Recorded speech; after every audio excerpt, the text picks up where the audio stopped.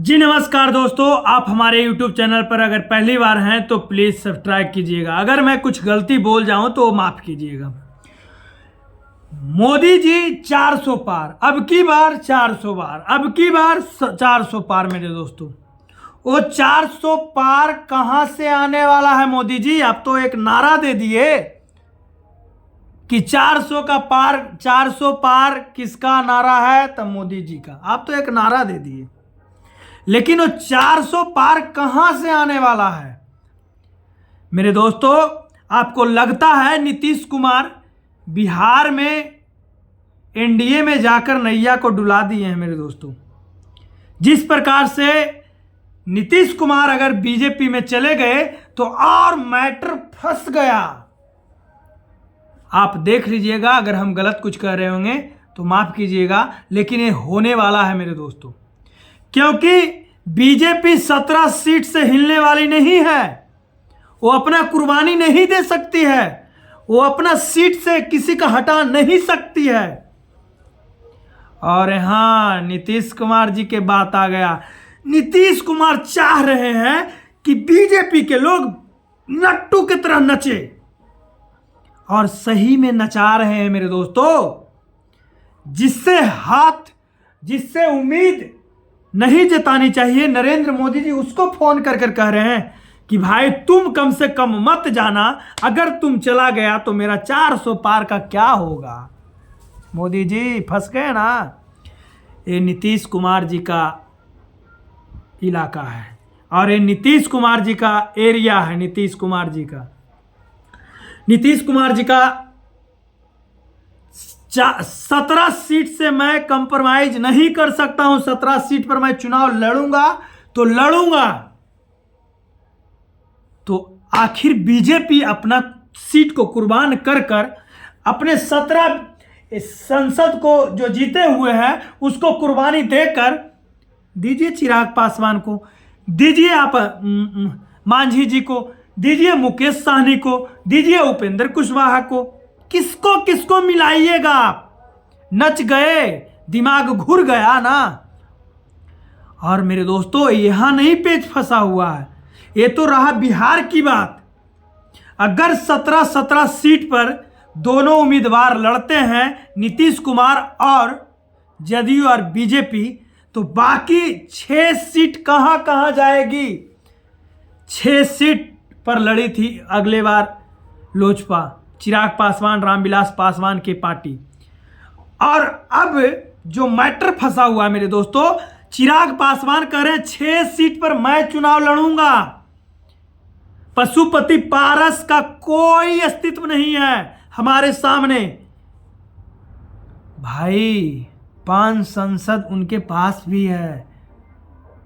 क्या होगा मेरे दोस्तों? बिहार एक, सब लोग, हमारे प्रधानमंत्री, हमारे गृह मंत्री, हमारे रक्षा मंत्री, सब बिहार को आंख गिदोड़ कर देख रहे हैं मेरे दोस्तों कि क्या होने जा रहा है बिहार में। और इधर तेजस्वी चिराग पर दाना छीट रहा है कि किसी भी प्रकार से चिराग बाबू हमारे पाले में आ तो जाइए।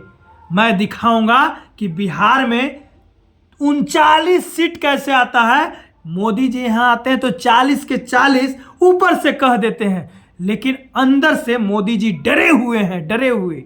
बिहार में 5 दिन में अगर कोई ऐसा मुख्यमंत्री का नाम बताइए, प्रधानमंत्री का नाम बताइए जो 5 बार दौरा किया होगा बिहार में। 3 बार, 5 दिन के अंदर में 3 बार दौरा हुआ है। आज पता चल रहा है कि अमित शाह जी, गृह मंत्री हमारे आ गए हैं, जो जुमला बता देते हैं कोई चीज को। क्या बिहार की जनता ये चीज याद नहीं रख रही है? क्या बिहार को जुमला बताने वाले कौन हैं? अमित शाह जी जो हमारे बिहार में आए हैं। क्या मेरे दोस्तों, पहले मुद्दे की बात आते हैं। बिहार में 6 सीट बच रहा है। 6 सीट पर पशुपति पारस लड़ेंगे, जीतन राम मांझी लड़ेंगे, उपेंद्र कुशवाहा लड़ेंगे, क्या मुकेश सहनी लड़ेंगे, या चिराग पासवान जी किस्मत आजमाएंगे? मेरे दोस्तों, ये पेच बहुत कसकर फंसा है। बीजेपी, मैं आपको पहले भी बताया था कि बीजेपी में अगर जाते हैं नीतीश कुमार जी तो बीजेपी को ही नुकसान होगा। और कितना आपको मैं बता देना चाहता हूं, नीतीश कुमार के चेहरे पर बिहार में कितना वोट आने वाला है वो बिहार की टोटल जनता जानती है। शराबबंदी, बेरोजगारी, महंगाई, कहां कहां काम हो रहा है, कहां कहां रोड बन रहा है, सब नीतीश कुमार जी कर दिए हैं। जिस प्रकार से बिहार का युवा को पिटवाने का काम किए हैं नीतीश कुमार जी, क्या बिहार की युवा माफ करेगी? क्या बिहार की जनता नीतीश कुमार जी को माफ करेगी? और नीतीश कुमार जी दावे पर दावे किए जा रहे हैं, मैं 17 से 18 सीट हो सकता है, लेकिन 17 सीट से कम पर मैं कोई कंप्रोमाइज नहीं करूंगा, लेकिन लड़ूंगा तो एनडीए से ही लड़ूंगा। जहां जीतन राम मांझी आंख गड़ाकर गाल पर गाल हाथ पर रखकर बैठे हुए हैं कि 3 सीट मुझे भी चाहिए।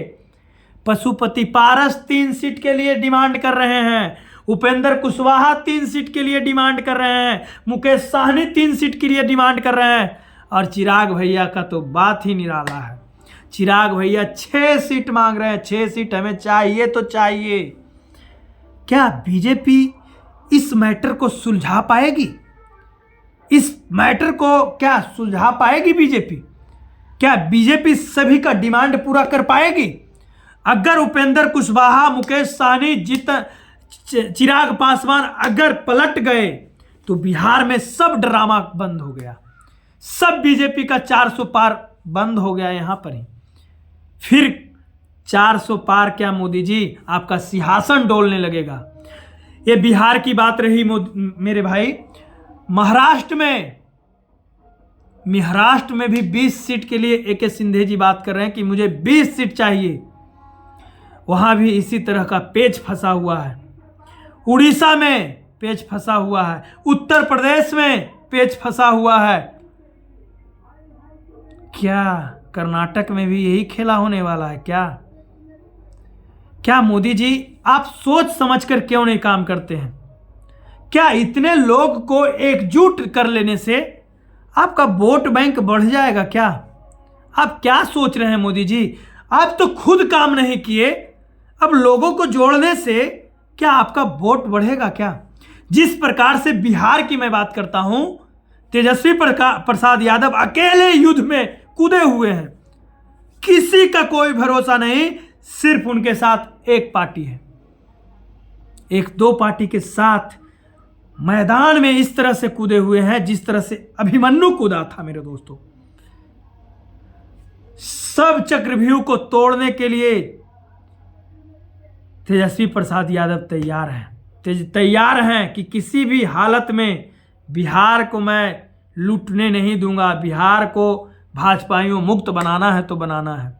बाकी मैं आगे आपके लिए वीडियो देता रहूं, इसी प्रकार से आप हमें इसी प्रकार से प्यार मोहब्बत देते रहिए। बाकी के लिए जय हिंद, जय भारत।